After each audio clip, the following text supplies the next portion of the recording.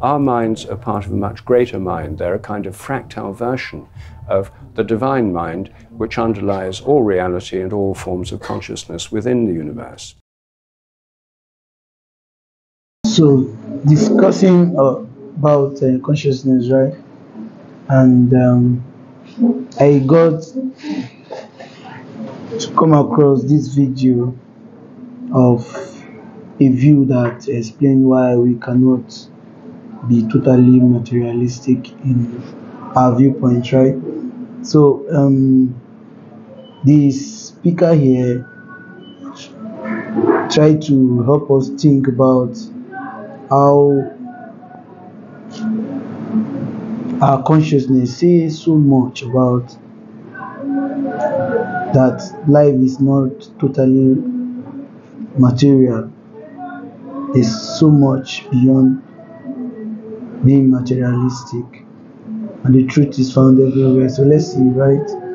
Mechanistic materialism, which is still the dominant philosophy in science, is that the universe is unconscious, matter is unconscious, the only reality is matter or physical reality, and consciousness is produced in brains by brain activity. Therefore, if you benefit from meditation, if you feel a sense of greater consciousness, connection, it's all inside your head. It's nothing but a change in the neurotransmitter levels or patterns of nervous activity in different regions of the brain. It's inside your head.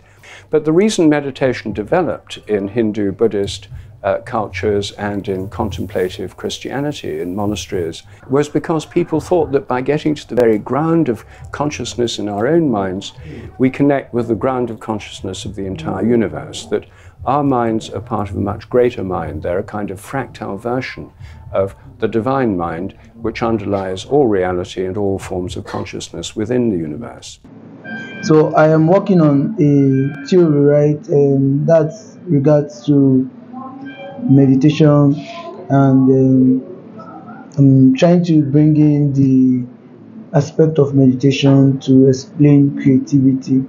So the predominant or the acceptable theories about creativity actually is limited. Psychology has not been able to give us something that will help us explain how we are creative.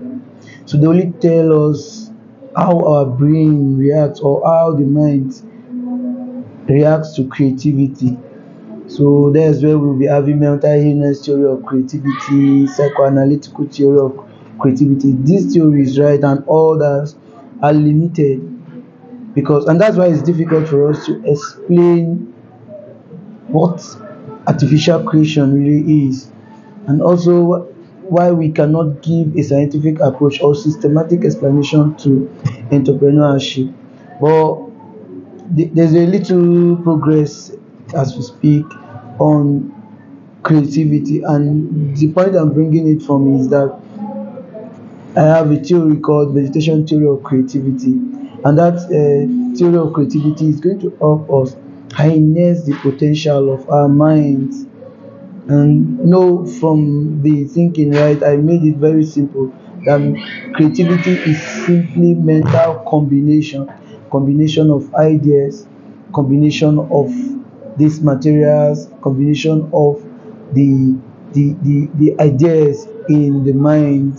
And that's where if you are materialistic in all your thinking, you will not be able to see how we really combine ideas in our minds. So that's where we're trying to bring in a clarity of combining this, what we do in our minds, what we do in the physical world, to create solutions. So all the knowledge we have, how do we know all that we know? That's what science is actually about. How do we know all that we know? All that we know is not only limited to the physical. And in the theory of or the scientific method that's going to arise from this theory I'm presenting is going to be telling us that we perceive and construct knowledge simultaneously. All is not just materialistic, all is not just limited to what we see. There's more out there, there's more that is not what we see, and we all know it. That's where we have ideas, that's where we have feelings, this is not materialist, you can't see it, and that's why it's difficult to totally explain or merge consciousness with the brain. That's where it's difficult to tell why we see red and why we see blue. These ideas are just unique, and we just have to think about it, right? So I'll stop here, right? Follow me to get clearer view on meditation theory of creativity. I'll be dropping them subsequently. Thank you.